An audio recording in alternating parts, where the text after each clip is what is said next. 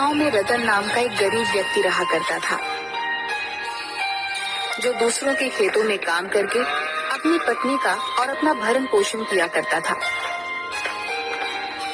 एक दिन उसकी पत्नी सुनीता रोते हुए बोली, अरे मुझे तुमसे एक बात कहनी है। कहो भाग्यवान, कहने में इतना क्यों सोच रही हो? मुझे अपने गांव के पास वाले ढाबे में खाना खाने जाना है। पूरा गांव उस ढाबे के खाने की तारीफ करता है, मेरा भी मन हो रहा है। मगर भाग्यवान, तुम्हें उस ढाबे पर क्यों खाना खाना है? अपने पास इतने पैसे भी नहीं है और दिवाली भी नजदीक है। मैं कोई तुमसे सोने का हार थोड़ी ना मांग रही हूँ, केवल एक ढाबे पर जाने को तो कह रही हूँ। ठीक है, मत ले जाओ। अरे अरे, अब तुम तो नाराज हो गई। चलो आज हम उसी ढाबे पर खाना खाने जाएंगे। अब ठीक है, चलो।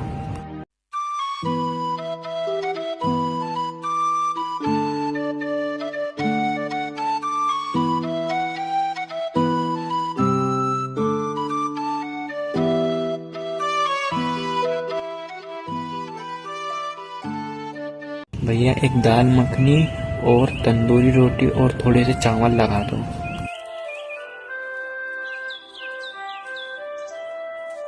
भैया, कितने पैसे हुए? आपके 1000। क्या बकवास कर रहे हो तुम? बकवास नहीं कर रहा, खाने के पैसे मांग रहा हूँ भाई। मैं तो समझ रहा था इस ढाबे का खाना बाकी के ढाबे जैसा मिलता होगा, पर यहाँ के तो भाव ही अलग है।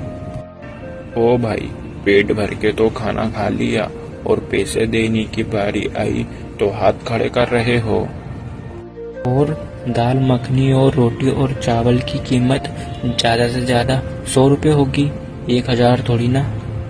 ओ गगन भाई, ये आदमी पैसे देने में नाटक कर रहा है, जरा इधर तो आना।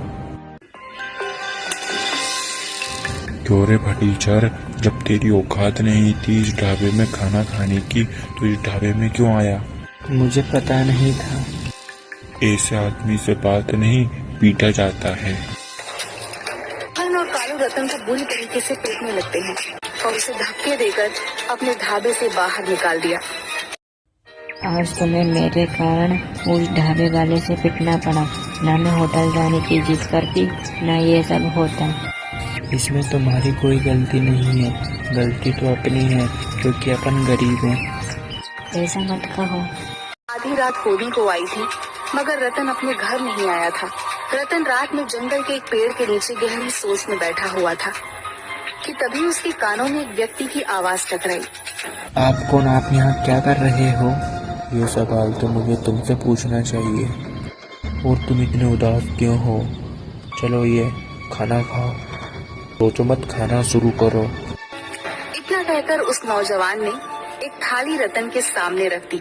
रतन ने देखा कि उस थाली में सब उसकी ही पसंद के व्यंजन रखे हुए थे। नहीं, मुझे भूख नहीं है। क्या भूख नहीं है? अरे ऐसा खाना को देखकर तो हर किसी को भूख लग जाए। तुम इतने दुखी क्यों हो? कुछ बोलो, मैं तुम्हारी दुखी का निवारण कर सकता हूँ। रतन उस व्यक्ति को अपने साथ हुए अत्याचार की सारी घटना बताने लगा। तुम्हारी बात सुनकर मुझे बहुत बुरा लगा। तुम मुझे बताओ, तुम क्या चाहते हो? मैं चाहता हूँ कि मैं एक ऐसा ढाबा खोलूँ जिसमें सभी गरीब 10 रुपए में पेट भर के खाना खा सके। तुम्हारी यह सोच से मैं बहुत खुश हुआ। मैं तुम्हें ये जादुई थाली देता हूँ। तुम इस थाली के आगे जिस पकवान का नाम लोगे वो पकवान इस थाली में आ जाएगा। उसने वो थाली रतन को पकड़ा दी। रतन रात के समय बड़ी सी थाली लेकर अपने घर आ गया। ये क्या है? रतन ने सारी घटना सुनीता को बता दी। अगले दिन रतन ने अपने घर को एक ढाबे में परिवर्तित कर दिया और जिस कमरे में वो लोग सोते थे उस कमरे में बड़ी सी थाली रख दी। रतन ने उस थाली के सामने खड़े होकर तरह तरह के व्यंजन के नाम लेने शुरू कर दिए। कुछ ही समय में पूरा थाली व्यंजनों से भर गया। वहाँ पर एक गरीब व्यक्ति दौड़ता हुआ आया।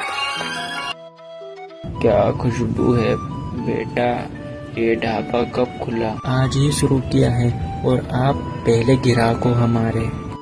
अच्छा बेटा, आपके ढाबे पर क्या क्या पकवान है? जो आप कहो वो मिल जाएगा।